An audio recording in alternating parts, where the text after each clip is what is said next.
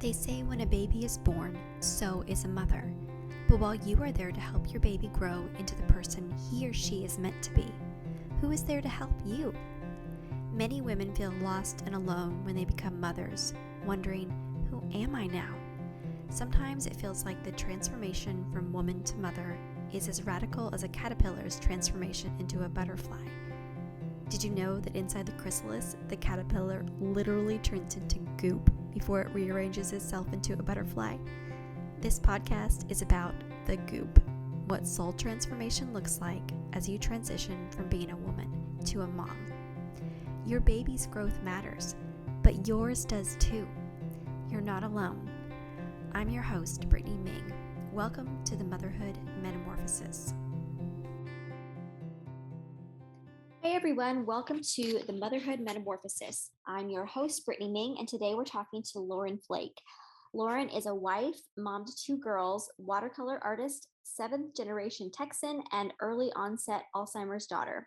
She is the author and illustrator of 2 award-winning children's books for grieving preschoolers, Where Did My Sweet Grandma Go? And Where Did My Sweet Grandpa Go? As well as a devotional for women, Though I Walk Through the Valley. Thanks for being here today, Lauren. Thank you for having me. So when I put out the list of topics that I wanted to cover for this podcast, I specifically wrote down moms who had lost their own mothers, whether to death or to Alzheimer's or dementia. And I'm really glad that you emailed me because I think this is a topic that can be really hard to navigate in a person's motherhood story. And so I'm really excited to talk to you today about your own story and how you've navigated this in your own life. My mom was diagnosed with Alzheimer's disease about a week after I graduated from college. So basically, she was already like in the middle stage. We just didn't know because there was no history of Alzheimer's. And so she basically started having it in her 40s. I got married, bought a house, all that stuff as we were going through finding a place to put my mom because my dad was still working full time and all that. Fast forward to having kids, I was pregnant with my oldest daughter, who's now 9, when I put my mom on hospice. And then I was pregnant with my youngest daughter, who's almost 8, when my mom died. So I really and truly lost my mom as I was becoming a mom. Well, I did also have a miscarriage before the 2. And that was the first like really hard traumatic thing I went through without my mom's support because she was already like advanced stages of the disease at that time. And I mean, other than her being diagnosed and having Alzheimer's, that was the first like really hard thing without her support. Yeah, can you talk to us about the emotions you went to because your mom is still there, but like she wasn't there? Was that like an eye-opening thing that, wow, I'm going to be this mom, this mother without my own mother's support in my life, even though she's still alive? Can you take us through some of the emotions that you felt? I really struggled with this idea of her just losing her identity, right? Because your identity is basically built out of all your memories. I mean, who you are is based on your memories. I eventually got to a place where I saw it more as our identity coming from who we are created to be by God, and less about all the stuff that happened to us on earth, which was comforting. But yeah, there's Alzheimer's creates such a bizarre form of grief. It's almost like guilt to be grieving someone who's still physically there. You know, you could suddenly lose a parent. You know, in some ways it was better that she was still physically there, I guess you could say, but at the same time, it's so hard to watch someone you love suffer and lose who they are. So I really struggled with the new waves of grief every time there was another loss in her cognition or ability. every time the disease advanced, there was a new stage of grief to enter. And then, of course, when she actually died, I thought that I would kind of be done. I naively thought, well, I've been grieving because she had Alzheimer's for like a decade. She already had it several years before she was diagnosed. So there's like a decade that I look at as that's when she was going downhill. I thought, well, I've been grieving for a decade. But then there was a whole new type of grief after she was actually physically gone. And so much of, I guess, even my identity was wrapped up in being like her caregiver. I was going to visit her, typically once a week. And that was a really strange transition to all of a sudden I can't go visit her and see her now, even though she had been nonverbal for the last couple of years of that. Yeah, my mom was my person. I mean, she was my best friend, shopping buddy. We had very similar tastes, very similar personalities. I was never as close to my dad, and so it was a huge hole. Yeah, I can imagine. How do you feel like losing her over such a long period of time and in that very formative years where you are graduating and getting married and buying a house and then having your own children, how do you feel like losing your mom has shaped how you have become a woman and a mother? So I have this crazy sense of urgency about everything. I think because my mom got sick and died young. And I think that it makes it hard to relate to it's getting better, but it's hard to relate to other people my age who haven't lost parents. And there's more losing parents now, which I hate that. But it is a little easier for them to relate to me now, because back then there were so few people. It was, oh, I lost my grandparent to Alzheimer's. I lost my grandmother to Alzheimer's, which I've been through that side now too. My mom was an only child, and I lost both of her parents. They had more vascular dementia from strokes, but I've been on that side too. And yes, we don't compare pain. Like, I was very close to my grandparents, so that was a big loss too. But it's not the same as losing your mom. People try to relate as best they can. They meant well, but it's just really, it was very, very isolating. I actually had, there was a news story done about my mom early on after her diagnosis. And a girl saw the news story who had lost her mom to Lewy body dementia, which mimics symptoms of Alzheimer's and Parkinson's.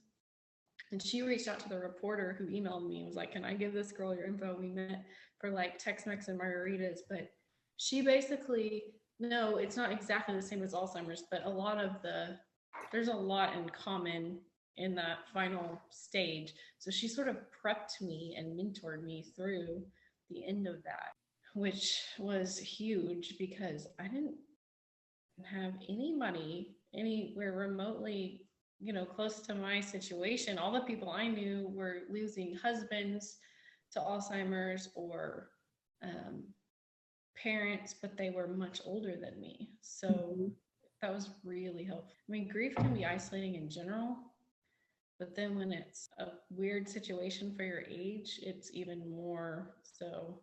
Yeah, I can, that was the word that was coming to mind as you were talking, was like loneliness, like feeling isolated. And then what a gift that she reached out to you and said, hey, I want to talk to you. Like, she was just offering you friendship during that time. That's really amazing that she did that. Yeah, and that was I guess that was before I had kids. But then I think having babies, I had a lot of jealousy of other people helping their kids. My mother-in-law is amazing, and she did help quite a bit when they were little. But it's not the same as having your own mom. Yes, I'm very grateful. However, it sucks, Yeah.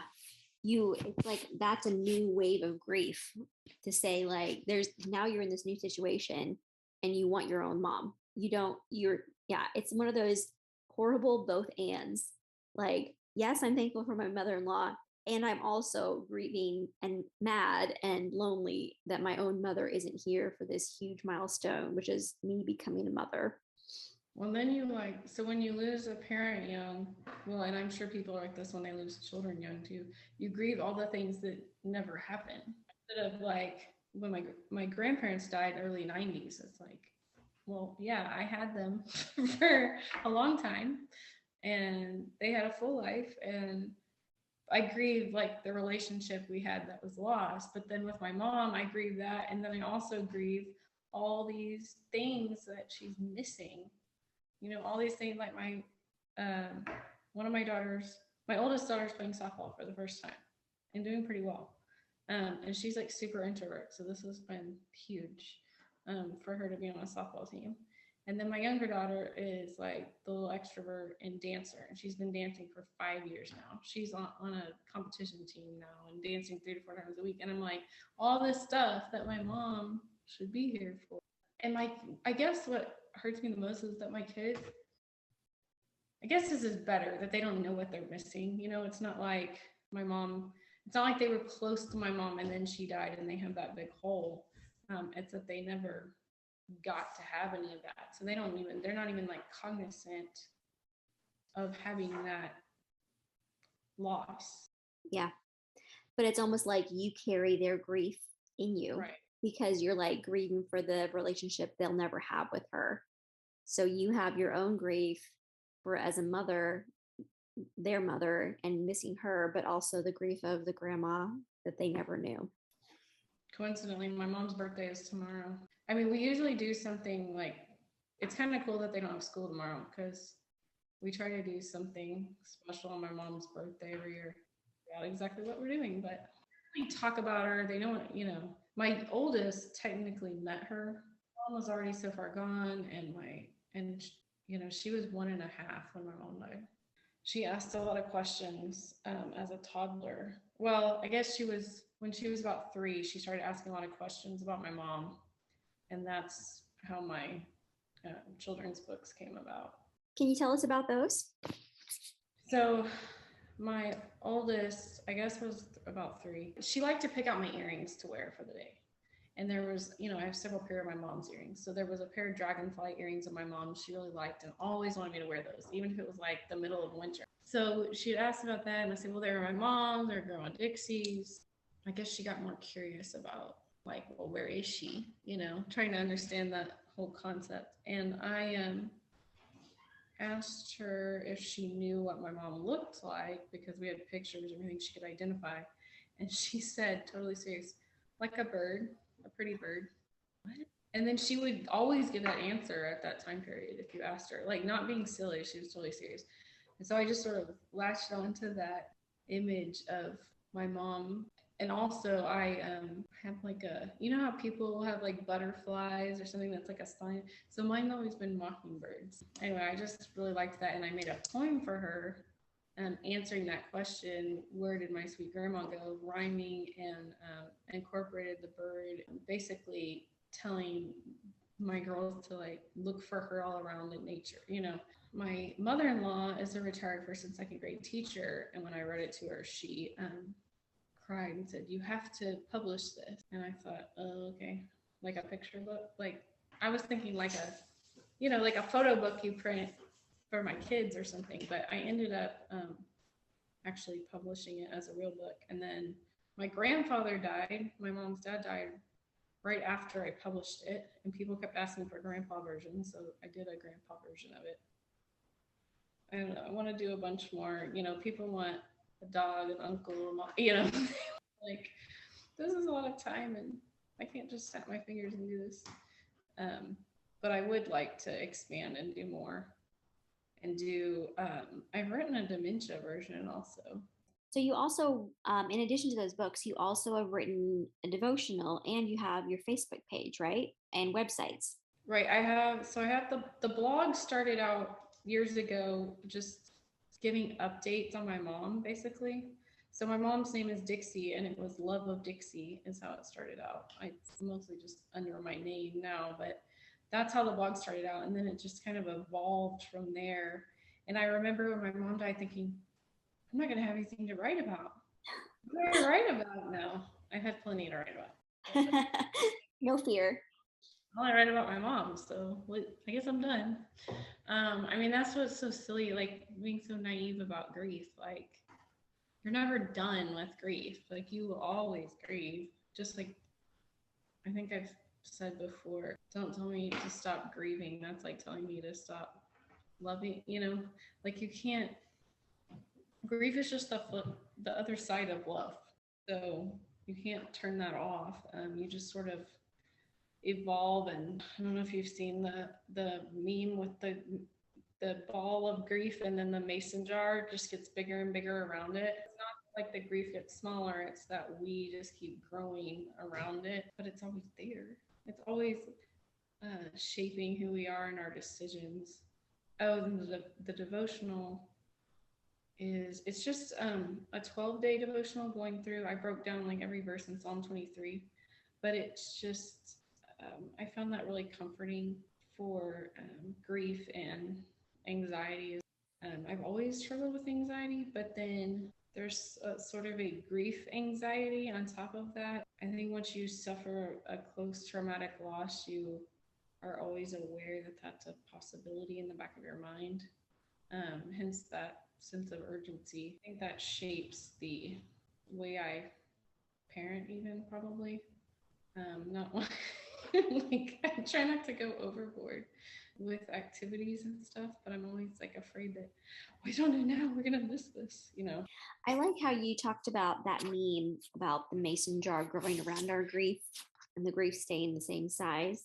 But I was struck as you were talking about it about the mason jar growing. And I see that through your journey, you've done a lot of personal growth and also growing this idea of telling your story and providing comfort to others who have experienced or are experiencing the same things you have. Do you think that for you or maybe other people you talk to, there is this special, I don't know, I don't want to say the word temptation, but like the idea of staying stuck, like of saying, I'm going to just let this grief fill me up and there's no growth? Do you think I remember my husband once saying when I was going through a really difficult time, he said, it's okay to grieve, but I don't want you to love your grief more than you love moving forward. And that really struck me because I remember I wanted to love that grief a lot and just stay there in that place. And so I'm wondering if that idea of like you've made conscious choices to grow and move forward. I wonder if you can tell me about that choice.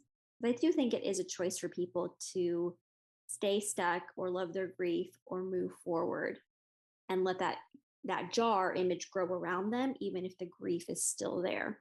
Well, you could totally make the grief your new identity, right? I mean, especially in a situation like dementia caregiving. Well, I'm not a caregiver anymore. Now I've lost that person, and that's my new identity. I think. Well, I mean, I've been to a lot of counseling over the years, so that's a conscious growth decision that I highly recommend grief counseling for people who are going through that. But I also think that the sharing your story and helping other people, I think of it as like my readership. I am always hoping I'm helping someone who's like 5 to 10 years behind me, right? Mm-hmm. I feel like that's very cathartic for me in my grief to be walking alongside somebody else who's struggling. That's very healing for me.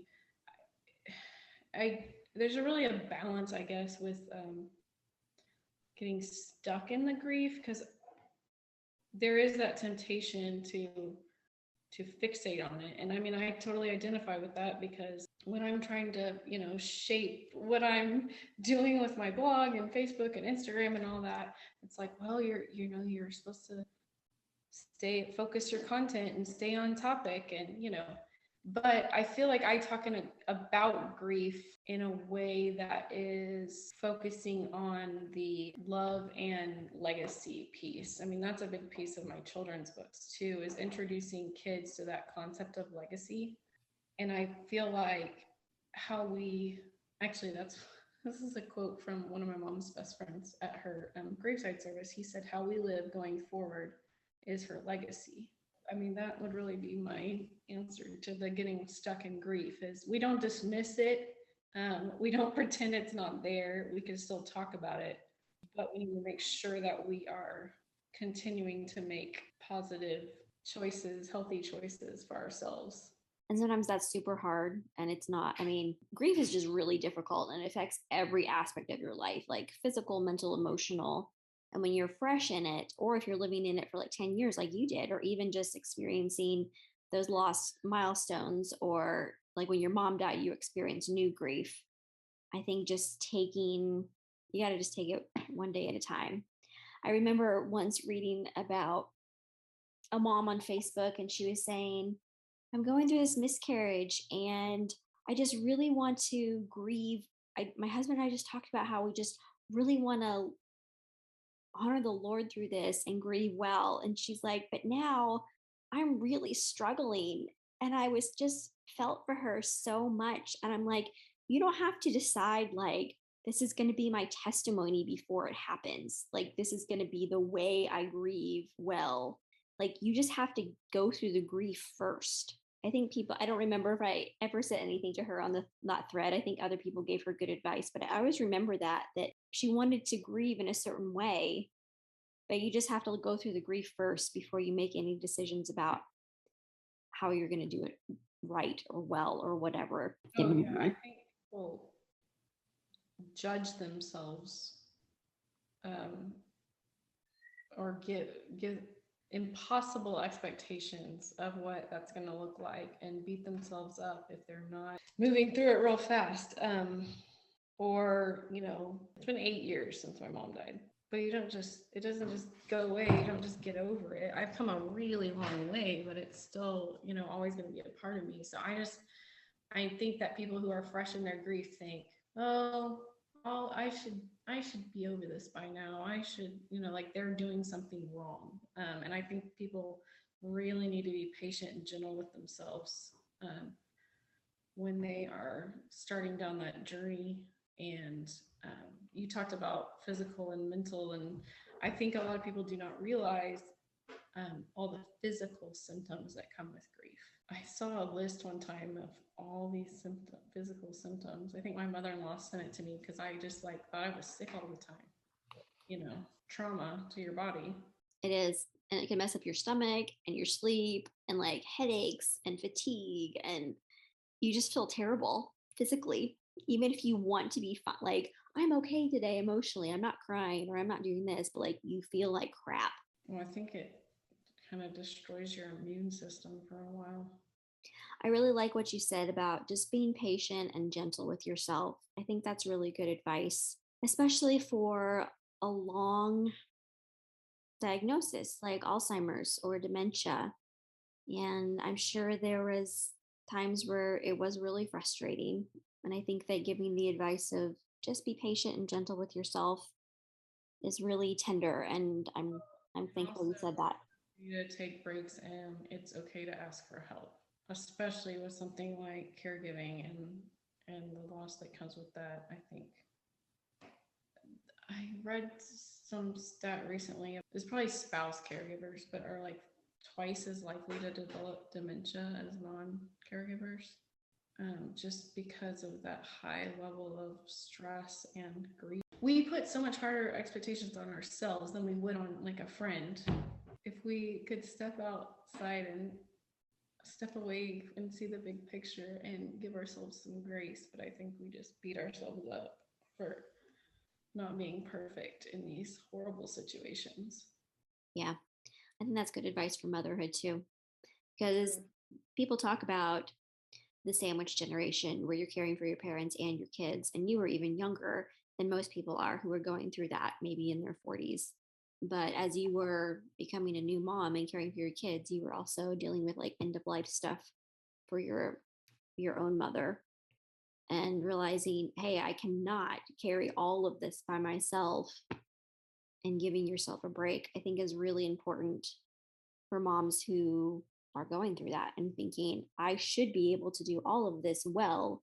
If I love this person, I should be able to give all the love I can, but you're only one person and you are limited in your physical abilities and even your emotional abilities sometimes. So asking for help and taking breaks, I think, can save your sanity and allow you to walk a little further along the path instead of just completely burning out. Yeah, I was gonna, when you asked about like how the grief journey, I guess, changed me as a mother, a whole lot of it is just letting go of that perfectionism. And I I almost say it made me more self-sufficient, but it didn't really. It made me more, because I had, been so dependent on my mom before she was sick. I think it's not that it made me self-sufficient. I think it's more that it made me depend on God and um, like a support network, like more apt to ask for help and admit that I couldn't handle everything myself. That was really helpful coming into motherhood with, I guess, lowered expectations for myself. Caregiving is so similar to motherhood, except that they're going downhill, getting worse, and more infant-like, and your kids are growing and becoming more self-sufficient. So the person you're caring for is going the opposite direction, but there's a lot of overlap as far as your tasks. Yeah, for sure. I mean, definitely, I see a lot of overlap. And the caregiving does require so much, especially in those early years. I mean, really throughout. I mean, I say early years, it's throughout. Because sometimes I have two teenagers right now, and I'm like, you guys should be getting more self sufficient, but you can't remember to put on deodorant or shower or take your medication or eat sometimes. So when you should be doing these things as you get older, I'm just like, okay, you need to take a shower and you need to, do these things. And so I think it still requires a lot of caretaking from me, even as they get older, though, the goal is obviously self sufficiency. So, yeah, I think when you are doing both, caring for a parent and caring for a child or children, it takes a lot out of a woman. But I like how you said that it helped you rely on God and rely on a network, because our faith and our community help give us strength. On that note, I did want to mention on the community that I do have an online sort of community and support group called Daughters of Dementia for female caregivers. You don't have to be a daughter of the person with dementia. I mean, we have wives and granddaughters and whatever, but it's just for women who are or have been dementia caregivers to connect with one another. That's great. I will definitely share that in the show notes for people so they can visit it if they need that resource, or they can share it with somebody else who may need that resource. So, Lauren, I think you've given us so many good things to think about, and I really appreciate your honesty and just talking about your story through all of this. I like to end our time with all the guests with these rapid fire questions that are just for fun. Which Disney princess would you like to take out to coffee? Merida. Oh, she's fun. She's super badass. All right. What's one thing you must have on your nightstand? A book.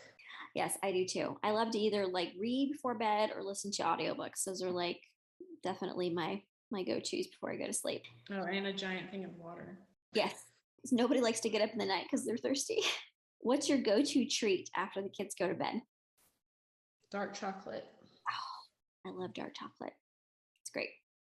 Heels or flats? Flats, sometimes wedges. I don't really do heels. Yeah, you got to have stability. I like that you said wedges. That's an answer somebody had that nobody said yet. So I like that. Last show you binged and loved? There's so many. I love Younger. I do too. That's a great comedy. If you run out of this, besides milk, what do you have to go to the store to get? We drink a lot of sparkling water at our house. There's so much sparkling water. Who makes you laugh? My children. Texting or talking? Texting. Texting. I like to text too. I think that's the writer in me, and maybe it's the writer in you. I just sometimes feel like I can get my thoughts out better. Very visual too, and I like I like having the record in case I forget something that I need to look up, like an address or a date and time we're doing something. I just like having it there. Yeah, in writing. What are you looking forward to? Well, we were supposed to go to Ireland last year. It was all booked and everything, but COVID happened. So eventually we're gonna make it to Ireland Oh, that's great. Northern Ireland or like Ireland proper? proper. I've been to Northern Ireland, and then we were in England the last 3 years, but we actually never got over to Ireland because of COVID and because it was expensive. But yeah, I really hope you get to go. It's amazing. Finish this sentence. Motherhood is A roller coaster. for sure. For sure. Well, Lauren, thank you so much for being here today. If you all would like to follow Lauren on social media, her website is laurenflake.com, and you can find her on Facebook and Instagram at Love of Dixie. Lauren, I loved our conversation today. I really appreciate you being here. Thank you so much. Yeah, thank you. Thank you so much for listening to this episode of the Motherhood Metamorphosis. If you've enjoyed this episode, please hit the thumbs up and subscribe to this channel so you never miss an episode. Next, tell your friends. Podcasts are a slow growth type of social media, so promo works best when it's from person to person. If you know another mom who's in the goop right now, send her a text of encouragement and the link to the episode that is speaking to your heart right now. If you have a story about your own matrescence, the physical, emotional, hormonal, and social transition that occurs when someone becomes a mother, please leave a comment below. I want this channel to be a place where women can build community about the challenges and joys of their own motherhood metamorphosis. Thank you so much for listening today. I hope it encouraged you and gave you some good food for thought. If you ever have any questions, comments, or you'd like to reach out to me personally, you can email me at brittanyaming@gmail.com.